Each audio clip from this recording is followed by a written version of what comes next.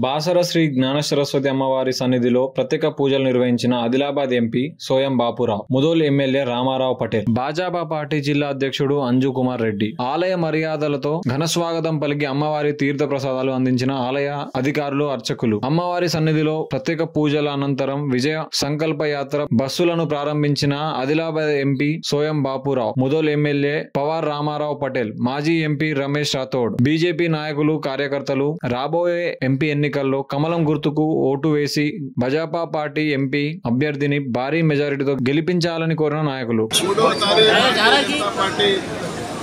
నరేంద్ర మోదీ గారి ప్రధానమంత్రి కావాలని ఈరోజు తెలంగాణలో విజయ సంకల్ప యాత్ర ప్రారంభమైంది.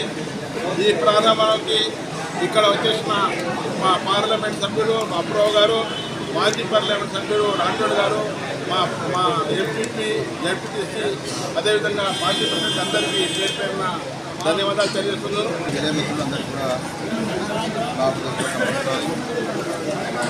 తెలంగాణ రాష్ట్రంలో లోక్సభ సీట్లు ఎక్కువ గెలవాలన్న ఉద్దేశంతో భారతీయ జనతా పార్టీ కేంద్ర రాష్ట్ర పార్టీ నిర్ణయం ప్రకారం ఈ రోజు నుంచి ముఖ్యంగా మూడవసారి ప్రధానమంత్రి నరేంద్ర మోదీ గారు దాదాపుగా భారతీయ జనతా పార్టీ 370 సీట్లు గెలవాలనే లక్ష్యంతో ఇవాళ భారతీయ జనతా పార్టీ పనిచేయడం జరుగుతుంది. అదే రకంగా ప్రధానమంత్రి నరేంద్ర మోదీ గారు గత 10 సంవత్సరాలు దేశాన్ని పరిపాలించిన తర్వాత ప్రజలకు ఇల్లు లేని నిరుపేదలందరికీ కూడా చాలామందికి ఇల్లు ఇవ్వడం జరిగింది. అదే రకంగా గ్యాస్ సిలిండర్ లేని లబ్ధిదారులు ఎవరైతే ఉన్నారో వాళ్ళందరికీ ఫ్రీగా ఉచితంగా గ్యాస్ సిలిండర్లు ఇవ్వడం జరిగింది. అదే రకంగా పేదవాళ్ళు ఎవరు కూడా భారతదేశంలో ఆకలితోటి ఎవరు కూడా ఉండద్దన్న ఉద్దేశంతో ఒక్కొక్క వాటికి 5 కేజీలు బియ్యము భారతదేశంలో అందరికీ పేద వాళ్ళందరికీ ఇవ్వడం జరుగుతుంది.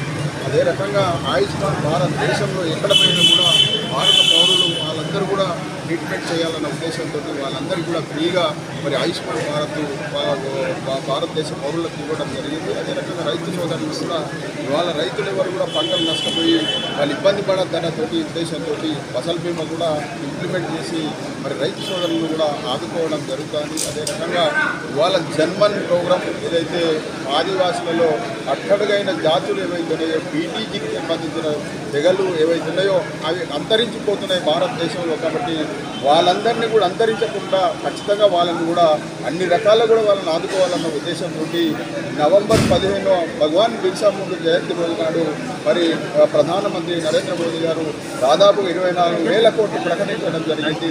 అదే రకంగా నెట్ ఎవరైనా సిగ్నల్ లేని ప్రాబ్లంలో సిగ్నల్ కూడా లేని కారణాన్ని కూడా నెట్వర్క్ కూడా ఇవ్వడం జరిగింది. అదే రకంగా ప్రధానమంత్రి ఆదర్శ